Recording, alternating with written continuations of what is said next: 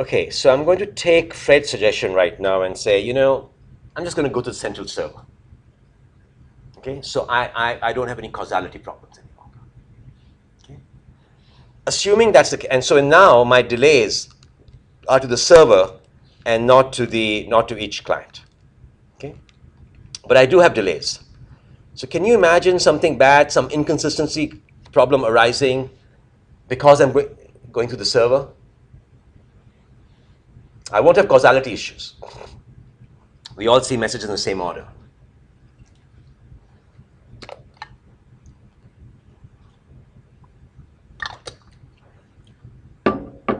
Now, when I go and type a message here, and I say the words,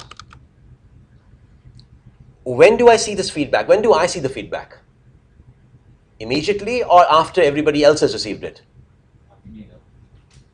After? Immediately? Depends on the implementation. What do you think should happen from a user's point of view? Let's think of the human. Immediately.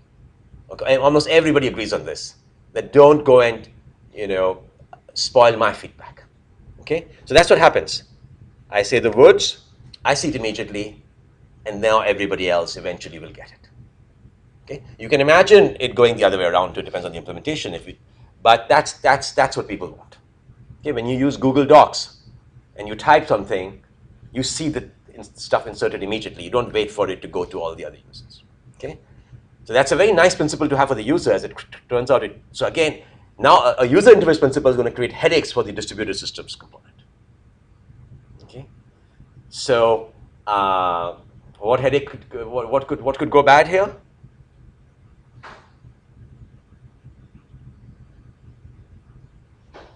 Well, the ordering of messages is just delayed between the clients and the server. The order of the messages, there's basically a race condition. Let's get there first, and the server can then create a message that doesn't reflect what the first person originally sent and installed, and then the rest of the users get something that's on the order. So basically, what's happening is that I see my change immediately, and everything else goes in the same order to the other people. But my change happened immediately, right? So now, if two people make change concurrently, it's not as if all actions occurred in the same order. If I went to the server and reflected back, okay, then I would have no problem, because then the things would happen in the same order. But now my action occurs on my computer first, and so everybody's executing operations possibly in different order, just because their local operation occurred first. Okay, and let's see that happen. So I say R lovely dark. Okay, so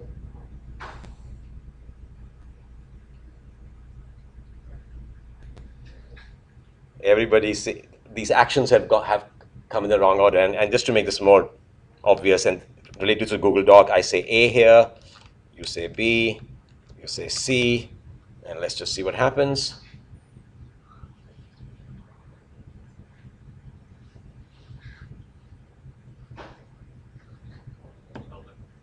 And you don't want this to happen in Google Docs, right? Does it happen in Google Docs? Anybody seen? Well, so how do I fix this problem?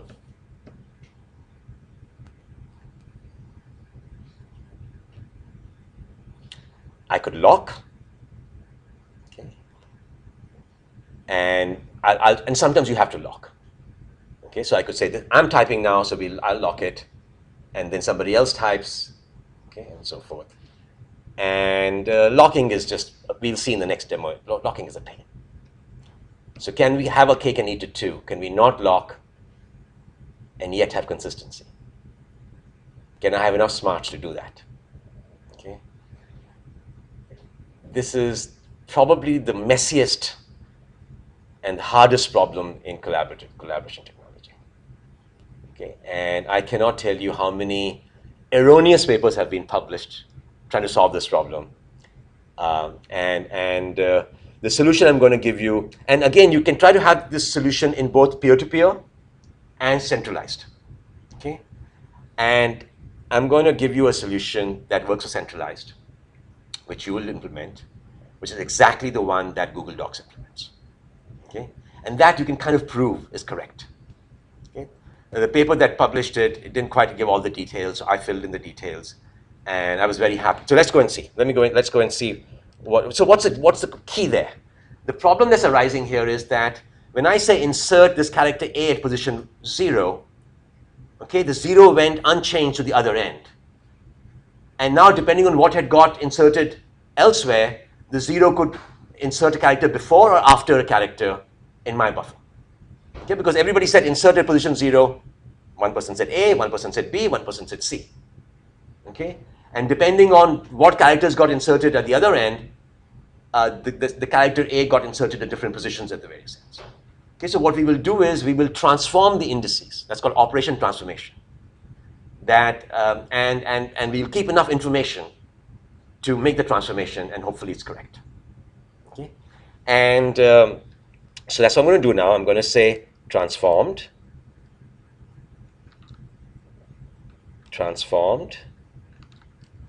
They all have to sort of agree on transforming operations. And now I go and say dark and deep. Dark and deep should be in the right order. And you see they're getting out of order, but eventually they're the right order. A lot of magic happening. Okay? And let's just try it here also. D, E, F.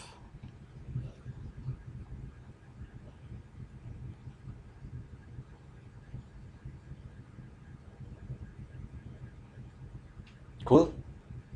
When you get this working, you're going to have such a feeling of satisfaction. But this is the hardest thing you will do in the whole course. Okay?